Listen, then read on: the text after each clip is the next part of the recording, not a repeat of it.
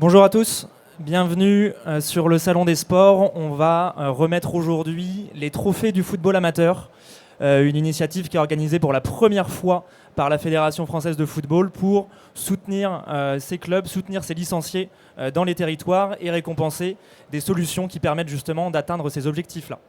Donc pour vous présenter rapidement le déroulé, il y a les gagnants, les entreprises lauréates qui ont déjà été désignées, qui vont vous présenter leurs projets sur scène.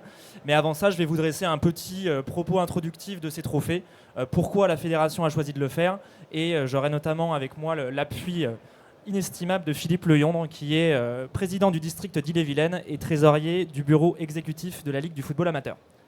Merci Philippe. Je vais commencer rapidement par présenter le concept des trophées, comme je vous le disais. C'est d'abord pour la FFF la concrétisation, on va dire, d'une volonté qui est assez forte et qu'on essaye de mettre en application sur différents domaines. C'est enrichir le plus possible notre offre de produits et de services à destination de tous nos publics. Donc nos publics qui sont variés, ça peut être les spectateurs qui se rendent au match de l'équipe de France, ça peut être tous les bénévoles qui font vivre le football amateur au quotidien. Mais donc vous l'aurez compris, le football amateur dans le métier d'une fédération, il occupe forcément une place centrale. Et donc le fait de servir la pratique, servir les bénévoles, servir toutes les personnes qui peuvent accompagner le football dans les territoires, c'était un enjeu majeur pour nous.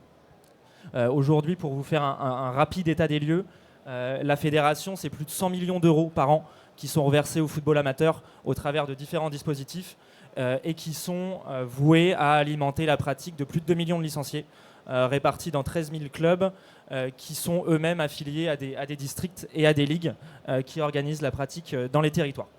Et donc nous, au niveau fédéral, on a ce devoir d'être à leur appui, à leur soutien pour renouveler notre proposition de valeur, innover au maximum et faire en sorte qu'elles puissent développer la pratique dans leur territoire. Et de ce point de vue-là, on savait aussi, pour nouer des contacts réguliers avec des startups, avec des entreprises qui sont très dynamiques et qui sont en lien direct avec nos thématiques, on savait pouvoir compter sur un tissu assez riche. Et donc on a eu envie de s'ouvrir à l'extérieur, simplement de s'appuyer sur des entreprises qui fonctionnaient bien, qui travaillaient déjà avec nos instances, qui travaillaient déjà avec nos clubs, et de les récompenser et surtout de leur assurer un soutien financier de la part de la fédération pour mener à bien des expérimentations, évidemment dans le but de les pérenniser. Donc c'est le sens des trophées qu'on va vous présenter tout de suite. Les trophées, c'est un appel à projet qui a été lancé en avril dernier, qui a été ouvert à toutes les entreprises françaises qui allaient se rapprocher de 3 thématiques que l'on jugeait prioritaires et que je vous présente juste ici, que vous voyez sur la partie gauche de l'écran. On avait 3 thématiques qui avaient été identifiées par la Ligue du football amateur comme étant des enjeux prioritaires de développement pour le football. Le premier, c'est la structuration et le développement des clubs. Comment, en tant que fédération, on peut appuyer cette structuration, le développement administratif, le développement économique d'un club et faire en sorte que la gestion de l'association elle soit beaucoup plus fluide qu'elle ait pu l'être par le passé. Le deuxième sujet, il concerne les nouvelles pratiques. La fédération, de par son contrat, sa délégation de service public, elle a un certain nombre de pratiques à développer en parallèle du football traditionnel. Et de manière plus transversale, il y a beaucoup de nouvelles formes de pratiques du football qui émergent. Et donc là, on voulait s'intéresser potentiellement à de nouvelles technologies qui nous permettaient d'accomplir ce but. Et donc la troisième et dernière catégorie, elle concerne les installations et les équipements, sujet qui fait particulièrement sens ici au Salon des Sports, puisque c'est une préoccupation majeure des clubs et des collectivités. Donc je l'ai dit, toute entreprise française qui pouvait justifier d'une expérimentation déjà réussie avec une de nos instances, avec un de nos clubs, pouvait postuler à ces trophées du football amateur. On a eu la chance de recevoir beaucoup de candidatures de qualité. C'était pas évident de les juger, mais donc on a mis en place plusieurs critères objectifs pour juger la pertinence des projets. Vous les voyez aussi à l'écran. Il fallait qu'ils répondent de manière plutôt pertinente à la problématique. Il faut, je l'ai dit, qu'il y ait un cas d'usage là aussi pertinent avec une instance au local. Il fallait aussi que l'innovation elle présente un certain potentiel de développement. On en parlera avec Philippe tout à l'heure, mais il faut qu'elle soit concrètement applicable à un club, à sa réalité, à la réalité d'une collectivité également. Et pour finir, il fallait qu'il y ait quand même un caractère innovant. Sans ça, ce ne sont plus des trophées en lien avec l'innovation. Et donc, on a eu la joie de compter sur beaucoup de candidatures de qualité. Pour les juger au travers de ces différents critères, on avait un jury d'élus fédéraux, Christophe Solner, Jean-Marc Saintin et Édouard Delamotte, qui sont présidents de commissions fédérales et qui nous ont aidés à départager les candidats. Et donc, on a aujourd'hui 3 gagnants, un par catégorie, qu'on a le plaisir de vous présenter. Mais avant de passer et de vous révéler l'identité des gagnants, je voulais juste échanger quelques mots avec Philippe, qui va nous rappeler les enjeux principaux du football amateur. Donc rapidement, Philippe, peut-être comme question introductive, en quoi les 3 thématiques que la FFF a choisies, qui sont affichées à l'écran, elles sont importantes, décisives pour le football amateur d'aujourd'hui et le football amateur de demain? Oui, je disais donc oui, c'est important pour la fédération parce qu'aujourd'hui le football c'est pas uniquement la compétition. Je pense que quand on parle football, tout le monde connaît le côté compétitif du football, mais aujourd'hui un club de football c'est pas uniquement la compétition. La fédération a voulu s'ouvrir aux nouvelles pratiques pour développer, déjà parce qu'il y avait beaucoup de jeunes joueurs, de jeunes licenciés qui cessaient la pratique très rapidement et qui avaient assez, disons, des contraintes, qui ne voulaient plus trop de contraintes pour disputer leur passion. Donc faire un sport de loisir, développer le sport détente, le sport loisir sans contraintes, c'était une des priorités de la fédération. Et pour cela, c'est aussi s'ouvrir à d'autres pratiques. Alors, on a mis en place notamment des pratiques qui fonctionnent très très bien maintenant un peu sur l'ensemble du territoire, comme le foot en marchant, comme le futsal qu'on a développé depuis des années. Il y a aussi un autre volet pour le foot en marchant qui est dans le cadre du sport santé qu'on essaye de développer de plus en plus à la Fédération française de football aujourd'hui, puisqu'on a des gens qui ont arrêté pour des problèmes physiques, qui ont arrêté la pratique sportive, qui ne peuvent plus courir, mais malgré tout, ils sont passionnés de football. Donc on leur offre toujours cette possibilité de pratiquer leur passion, donc dans le cadre du foot en marchant. Dans le cadre également du foot 5, qui sont une pratique que l'on développe beaucoup actuellement. On faisait le foot 5 essentiellement dans le secteur marchand, dans les salles privées. Donc la fédération a mis en place un plan spécifique également de nouvelles installations sur le plan national, en partenariat d'ailleurs avec l'ANS, qui sont également présents sur ce Salon des maires. On a mis en place dans le cadre des 5000 équipements de proximité qui avaient été mis en préparation des JO. Donc il y avait 200 terrains de foot 5 qui ont été créés donc, sur l'ensemble, donc en partenariat aussi avec les collectivités, puisque ce sont les collectivités qui bien sûr déposaient des projets dans ce sens. Donc il y avait ces points-là, développement de la pratique, développement des infrastructures. On a énormément augmenté nos licenciés ces dernières années. Donc qui dit augmentation du nombre de licenciés dit aussi besoin de nouvelles infrastructures pour développer notre pratique. Et notamment avec le développement du foot féminin, on a par exemple des vestiaires qu'il a fallu adapter un petit peu partout sur le territoire pour pouvoir accueillir ce nouveau public. Et l'autre volet qui touche là, je dirais plus le côté bénévole, on a voulu aussi aider nos clubs et c'est une des priorités, ça sera très certainement une des priorités majeures sur les années à venir, c'est une aide directe vers les clubs, aide à la structuration et l'accompagnement de nos clubs. Aujourd'hui, les clubs se professionnalisent, c'est de plus en plus compliqué de trouver des bénévoles, donc les clubs se professionnalisent, donc on aide les clubs à se structurer et avec des nouveaux outils, et notamment dans les domaines financiers, parce qu'on n'est plus aujourd'hui avec la feuille de papier pour faire le bilan financier d'une association. Aujourd'hui, on se sert d'outils un petit peu digitaux pour pouvoir le faire et aider les clubs dans ce domaine. Merci Philippe. On voit donc que les 3 enjeux sont assez centraux pour nos clubs amateurs. Maintenant, je vais vous poser une question davantage sur les critères de sélection sur ces 3 catégories. En quoi une innovation peut être pertinente, applicable dans le contexte du foot amateur qui est assez spécifique? Alors si je prenais dans les trois pratiques, je dirais que sur les pratiques elles-mêmes, il fallait disons quelque chose qui nous accompagne, notamment pour la performance. J'ai dit tout à l'heure qu'on a les nouvelles pratiques, mais on a aussi la performance sportive. Il ne faut pas oublier notre cœur de métier, qui est aussi la performance sportive. Donc un outil qui permet donc de mesurer et d'accompagner les joueurs dans le cadre de leur performance sportive. Donc ça, c'était un des critères, sur un des thèmes qui a été retenu. Sur la structuration, l'accompagnement des clubs, un outil, je vous en ai un petit peu dit quelques mots tout à l'heure, mais un outil qui les accompagne pour la gestion de trésorerie des clubs. Au lieu de le faire, je vous dis, sur un simple cahier à recettes, des petits outils digitaux qui permettent au club, au trésorier de faciliter sa tâche, de faire récupérer aujourd'hui, c'est collecter les cotisations des adhérents, des choses comme ça qu'on peut faire avec des différents outils. Et pour les infrastructures, on a développé les nouvelles infrastructures. Vous êtes 200 nouveaux terrains de foot 5, par exemple. Pour accompagner les collectivités aussi sur ces terrains de foot 5, il faut gérer l'utilisation de ces installations-là.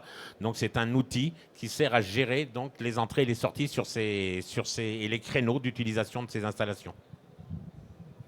Merci beaucoup Philippe. On ne va pas vous faire attendre beaucoup plus longtemps. On va passer directement à la remise des trophées. Et on va commencer par la catégorie structuration des clubs, où j'ai le plaisir de recevoir Johan, représentant de la société Sportineo.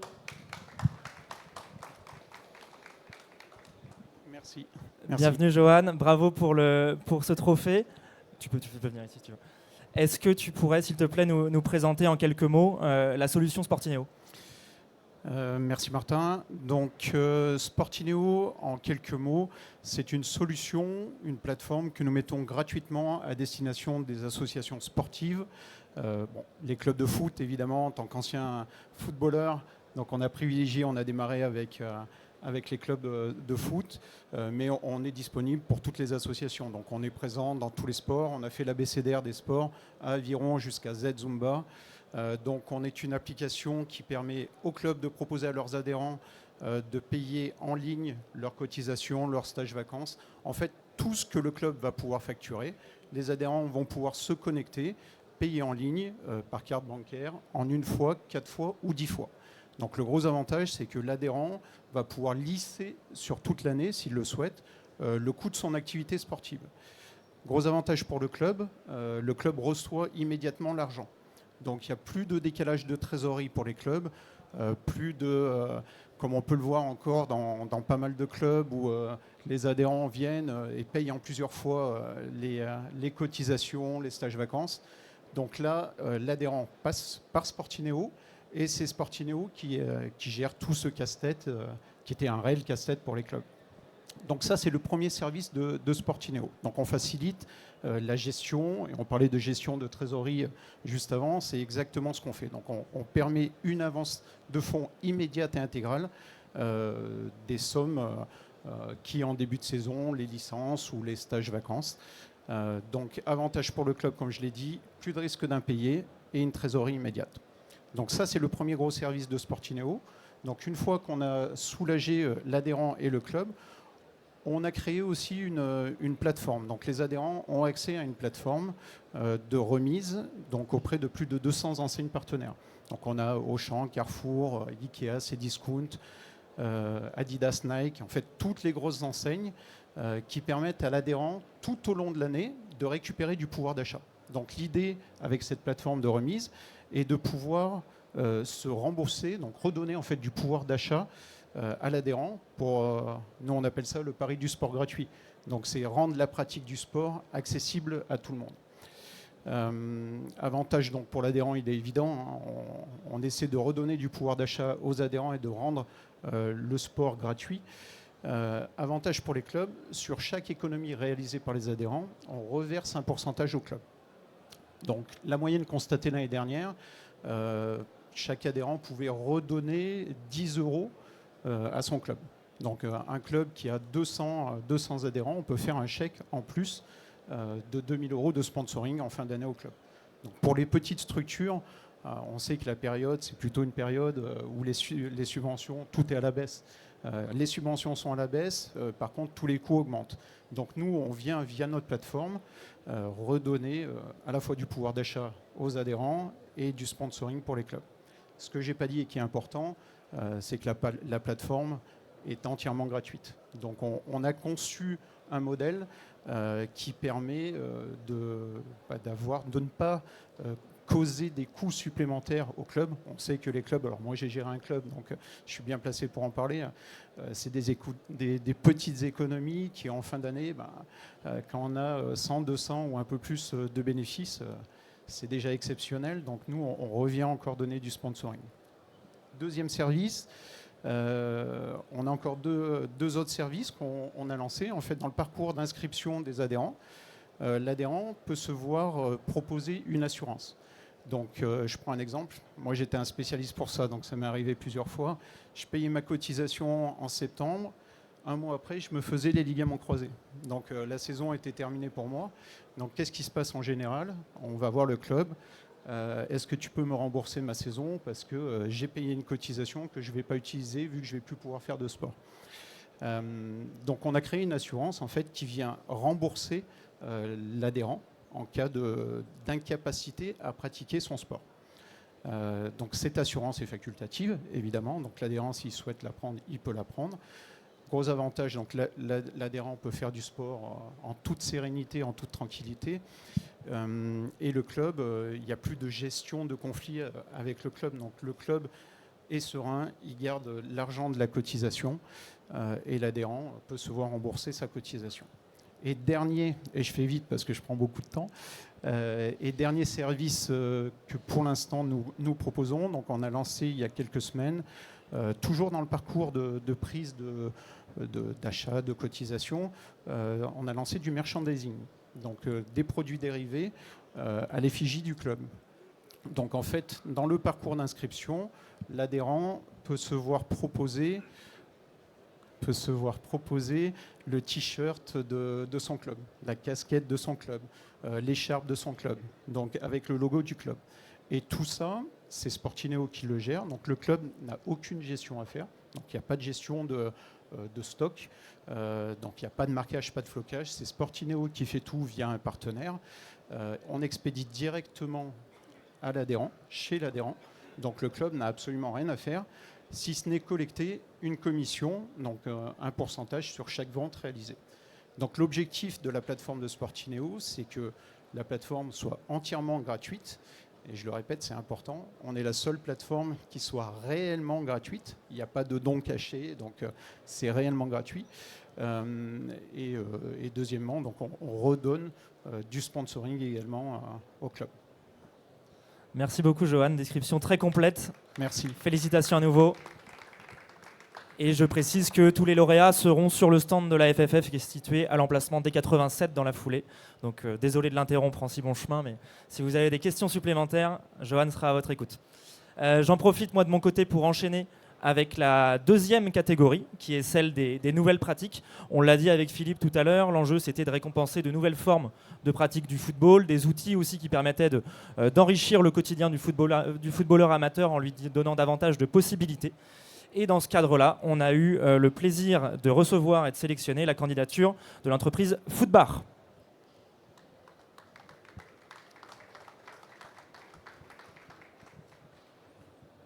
Merci beaucoup. Bienvenue Loïc, bienvenue Antoine. Est-ce que, de la même manière que Johan, vous pouvez nous présenter en quelques mots la solution Footbar, s'il vous plaît ? Oui, donc Footbar, c'est une entreprise qui a un peu plus de 10 ans désormais. Elle a été créée par deux ingénieurs, moi-même et un codiplômé de mon école. Le but, c'était de mettre la technologie au service de la pratique du football amateur et de la formation des jeunes dans le football. Parce qu'on avait des étoiles dans les yeux quand on regardait la palette de Canal+, et on se disait que nous, en tant que licenciés, dans notre district des Yvelines, c'était difficile d'accéder à ces mêmes stats et qu'on aurait rêvé de pouvoir les avoir. Donc avec notre diplôme d'ingénieur en poche, on a voulu imaginer une technologie qui puisse le faire. Et donc ça existe désormais, donc il a fallu un peu de temps pour la mettre au point. Donc c'est un petit capteur qui se met au niveau du mollet et qui est capable d'analyser l'ensemble des performances du joueur pendant son match, donc toute son activité physique, ce qu'on appelle le rapport au ballon, c'est-à-dire les passes, les tirs, la puissance de frappe, le temps de possession, etc. Et de produire une feuille de stats accessible sur l'appli mobile du joueur à la fin du match. Et on est allé encore plus loin en proposant, au-delà de ça, un service pour accompagner les clubs dans la formation des jeunes. Donc le jeune, il a ses stats sur son téléphone. Le club, il a une interface pour gérer tout son groupe, tous ses joueurs et leur parcours au sein du club. Je prends souvent l'exemple du Red Star qui équipe toutes ces équipes de jeunes, des tout petits jusqu'aux grands, et jusqu'à l'arrivée dans le club élite pour ceux qui ont la chance de rentrer dans l'équipe Fagnon. Ils sont capables de suivre le parcours en stade du joueur depuis l'entrée à l'école de foot. Et donc du coup, voilà, nous, notre but, c'est d'accompagner les clubs depuis l'entrée du jeune dans le club jusqu'à l'élite peut-être, à l'aide de la technologie et donc d'un capteur embarqué sur sa jambe pendant les matchs. Donc, pour le cadre de ce projet foot, nous, il faut savoir qu'on a démarré avec le foot à 5. Donc on a très vite été sensibilisé à la notion de loisir, de fun et de nouvelles pratiques du football, de nouvelles façons de pratiquer le football. Et on essaye un peu d'amener ça dans les clubs, de leur amener du fun et de l'interaction et de leur amener des services numériques. Et donc dans le cadre de ce projet, on a commencé à démarrer avec à travailler avec le district de Haute-Garonne. Tous les U14 R1 en fait, du district sont équipés avec notre technologie et c'est Antoine qui gère ce projet et qui va pouvoir vous en dire un peu plus sur ce qu'on fait avec eux. Ouais, donc dans le cadre des trophées avec la FFF, on a sélectionné en fait un district qui avait besoin d'apporter des solutions nouvelles sur ces catégories de jeunes, à la fois dans un but de performance, mais aussi dans un but d'aller chercher un peu plus de motivation peut-être chez les jeunes. On sait qu'il y a une baisse du nombre de pratiquants après l'âge de 15 ans en général. Et donc, à travers ces nouvelles technologies, on pense qu'on va pouvoir les amener à aller plus loin en termes de performance en bénéficiant d'outils qui sont jusqu'à présent assez réservés au monde professionnel, mais aussi leur donner envie de continuer la pratique éventuellement à un moment où ils l'auraient peut-être lâché, parce que leur pratique va être un peu plus amusante, un peu plus challengeante. Ils vont pouvoir se motiver en ayant des données qu'ils voyaient jusqu'à présent uniquement sur le monde pro. Et donc c'est exactement ce qu'on est en train de tester avec le district de Haute-Garonne. On va aussi pouvoir, et je terminerai là-dessus, récompenser les clubs les plus engagés via les challenges, puisque grâce aux stats, on va pouvoir savoir quels sont les clubs, non pas les plus forts, mais ceux qui jouent le plus. Et donc l'idée, c'est aussi avec le district d'aller récompenser les plus réguliers, ceux qui pratiquent le plus, avec des partenaires qui vont pouvoir leur offrir, ça peut être des billets au stade ou du merchandising pour le club ou autre. Voilà. Merci à tous les deux. Je pense qu'on peut les applaudir une nouvelle fois pour ce beau projet qui suit donc son cours avec le district de Haute-Garonne. Merci. Et donc je vais terminer sans transition avec la troisième et dernière catégorie. Malheureusement, on n'a pas la chance d'accueillir le lauréat aujourd'hui, mais je vais me permettre de faire une petite présentation à leur place. Le lauréat de la catégorie installation et équipement, c'est l'application Poto. Alors pour vous le présenter rapidement, c'est donc une solution qui intervient sur la gestion des installations, des équipements d'un club de football ou d'une collectivité, c'est selon.